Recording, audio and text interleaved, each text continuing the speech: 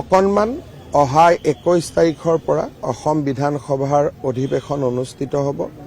বিধায়কসকলে শপত গ্ৰহণ কৰিব আৰু আজি আমি কেবিনেটত বিধানসভা কেইদিন চলিব, কি কাৰ্যসূচী হ'ব গোটেইখিনি ঠিক কৰিম আৰু মন্ত্ৰীসভাৰ সম্প্ৰসাৰণ আদি বিষয়বোৰ আমি বিধানসভাৰ ঠিক পিছত হাতত ল'ম।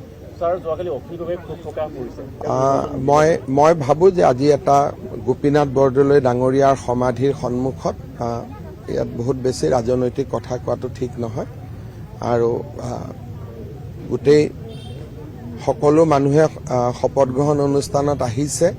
যাৰ মনত আহিব ইচ্ছা আছে সি ৰাস্তা বনাই ল'ব, গতিকে আৰু নহ'লে টিভিৰ পৰা চাইছে যদিও একেই সমাৰোহত চামিল হোৱাটোকে বুজায়।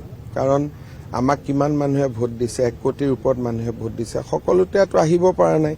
টিভিত চাই আমাক আশীৰ্বাদ দিছে, গতিকে আশীৰ্বাদটোহে আচল কথা হ'ব।